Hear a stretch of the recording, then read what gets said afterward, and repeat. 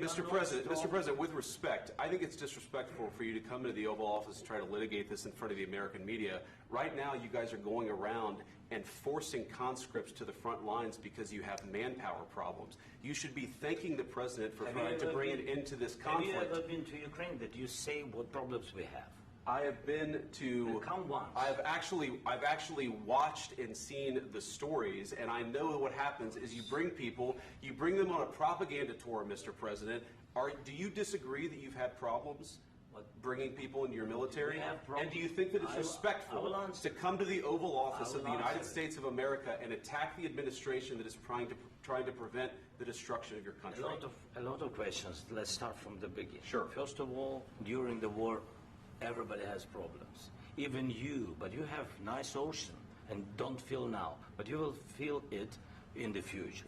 God bless. You don't know that. God bless. You God bless. You will not have war. Don't tell us what we're going to feel. We're trying to solve a problem. Don't tell us what we're going to feel. I'm not telling you. Because you're in no position to dictate that. That's exactly what you're doing. You're in no position to dictate what we're going to feel. We're going to feel very good. You will feel influence. We're going to feel very good and very strong. You will feel influence. You're right now not in a very good position. You've allowed yourself to be in a very bad position, and he happens to be right about it. From the very beginning of the war. You're not in a good position. You don't have the cards right now.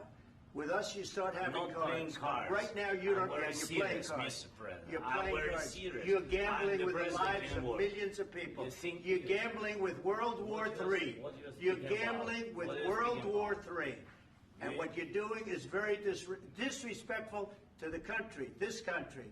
That's back to you. Far more than a lot of people said they should have. Have you said thank you once? This entire meeting? Times. No, in this Even entire today. meeting that you said thank Even you. Today. You went to Pennsylvania and campaigned for the opposition in October. Offer some words of appreciation for the United States of America and the President who's trying to save your country. Please, you think that if you will speak very loudly about the war, you He's can... not speaking loudly. He's not speaking loudly. Your country's in big trouble. Can I Wait a answer? minute. No. You've done a lot of talking. Your country is in big trouble. I know. You're not winning. I know. You're not winning this. You have a damn good chance of coming out okay because of us. Mr. President, we are staying in our country, staying strong from the very beginning of the war. We've been alone, and we are thankful. I said thanks you haven't in been this alone. cabinet. You haven't been alone. In this cabinet. We gave you, through this stupid president, $350 billion. You voted we gave for you your military equipment, and you men are brave, but they had to use our military. If you didn't have our military equipment, this war would have been over in 2 weeks. In 3 days, I heard it from Putin. In 3 days. This is something maybe new. Less. In 2 weeks. Of course, yes. It's going to be a very hard thing to do business like this. Again, to say thank you. I said a lot of times to American people. Except that there are disagreements, and let's go litigate those disagreements rather than trying to fight it out in the American media when you're wrong. We know that you're wrong. But you see, I think it's good for the American people to see what's going on. I understand, sir. I think it's very important. That's why I kept this going so long. You have to be thankful. You don't have the cards. You're buried there. Your people are dying. You're running low on soldiers. Listen, you're running low on soldiers. It would be a damn good thing. And then you tell us, I don't want a ceasefire. I don't want a ceasefire. I want to go, and I want this. Look. If you could get a ceasefire right now, I tell you, you take it so the bullets stop flying and your men stop getting killed. Of course, we want to stop the war. But you're saying you don't want a ceasefire. But I said to you, I want a ceasefire. with guarantees. Because you'll get a ceasefire faster than an agreement. Ask our people about ceasefire, what they think. That wasn't with me. That wasn't with me. That was with a guy named Biden who was not a smart person. That was with Obama. It was your president. Excuse me. That was with Obama, who gave you sheets, and I gave you javelins. Yes. I gave you the javelins to take out all those tanks. Obama gave you sheets. In fact, the statement is Obama gave sheets and Trump gave javelins. You got to be more thankful, because let me tell you, you don't have the cards. With us, you have the cards. But without us, you don't have any cards. One more question to Mr. Vice President. I'm sorry. It's going to be a tough deal to make, because the attitudes have to change. What if Russia breaks ceasefire? What if Russia breaks peace talks? What do we do then? I understand that it's a heated conversation What are you saying? She's asking, what if Russia breaks the ceasefire? What if anything? What if a bomb drops on your head right now? Okay? What if they broke it? I don't know. They broke it with Biden because Biden, they didn't respect him. They didn't respect Obama. They respect me. Let me tell you, Putin went through a hell of a lot with me. He went through a phony witch hunt where they used him and Russia.